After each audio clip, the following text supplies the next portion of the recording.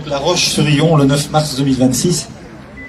À vous tous qui êtes là à mes côtés, et toutes mes relations nées du Covid en fait.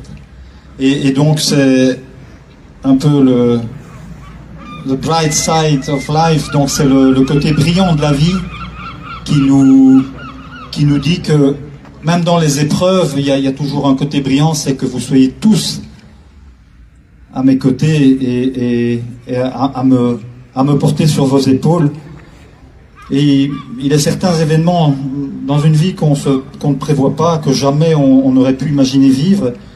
Moi qui venais en Vendée pour y travailler et soigner paisiblement, j'imaginais pas que les tempêtes pouvaient être aussi fortes en Vendée. Alors ces mêmes événements qui vous obligent à faire des choix, parfois de fuir ou de ne pas voir, souvent de ne pas voir, parfois de s'opposer. Et mon procès aujourd'hui, et j'en suis parfaitement conscient, dépasse largement ma petite personne. Il nous concerne tous et concerne notre désir commun de cultiver le respect du bien et du vivant, de la santé de tous, de la protection de nos enfants et de nos parents, plutôt que le respect de lois qui les tuent.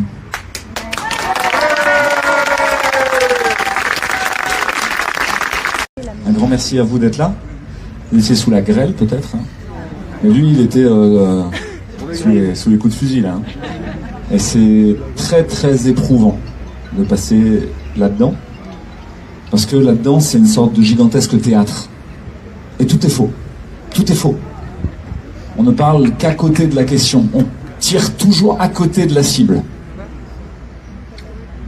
Et le tribunal, à mon sens, les procureurs de la République, ont ressenti à quel point ce qui était en train de se jouer était faux. Parce que juste avant, ils étaient en train de discuter de quelqu'un qui avait tabassé sa mère et sa fille, et ses enfants, etc. Et le procureur a essayé de faire croire que Michel, vous avez vu sa gueule, était un voleur à la tire qui avait fait une escroquerie pour gagner de l'argent. Bien sûr que non. Bien sûr que non, et ça a sauté aux yeux de tout le monde. Et il y a quelque chose de très choquant pour moi à avoir vu Michel sur un banc des accusés et aller à la barre. Et puis quelque chose de très rassurant de l'autre côté, à voir que des humains essayaient dans cet endroit-là, où ça n'arrive presque jamais, d'essayer de mettre du vrai. Alain, qui nous a parlé de Mélanie, et qui a raconté son histoire. Vous imaginez pour Alain à quel point ça peut être éprouvant de raconter encore l'histoire de Mélanie pour essayer d'ouvrir le cœur des gens en face et leur dire c'est pas du tout qu'une histoire de quelques euros à la CPM, c'est bien plus compliqué que ça. Mathieu, avec la victime et tous ceux qui aident à la victime, qui est venu et qui a aussi raconté son histoire, l'histoire des gens qui sont dans cette association.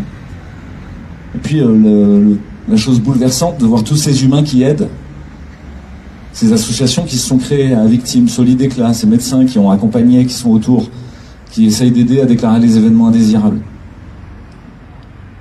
Et on peut imaginer que cette session-là, c'est d'essayer de faire rentrer la vraie histoire du Covid et des vaccinations anti-Covid dans un monde où on continue à faire semblant.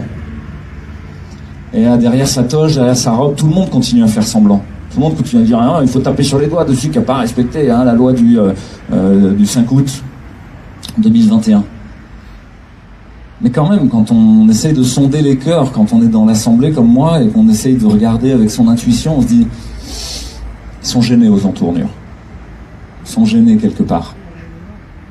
Parce qu'on ne peut pas imaginer que tous ces gens avec leur toge ne soient pas des humains, ne soient pas des gens avec des cœurs. On ne peut pas imaginer que des policiers qui sont là devant et qui ont assuré la sécurité n'aient pas pris conscience que c'est vous qui avez assuré la sécurité en fait. Parce que si une foule déterminée comme la nôtre décidait de changer les choses, ça se passerait. Et donc ils ont beaucoup de chance qu'on soit patient, méthodique, on ne s'énerve pas. On vient de discuter, essayer de justifier, redire les choses. Non, c'est pas une histoire d'escroquerie. C'est une histoire que la loi du 5 août n'a pas de sens. Vous comprenez, parce que c'est ça qui est jugé. On lui dit tu dois rembourser tous les actes que tu as fait quand tu as soigné des gens. Parce que normalement, tu étais suspendu.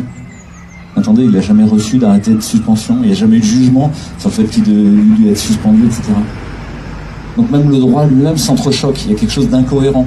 On lui reproche quelque chose qui n'a pas été jugé.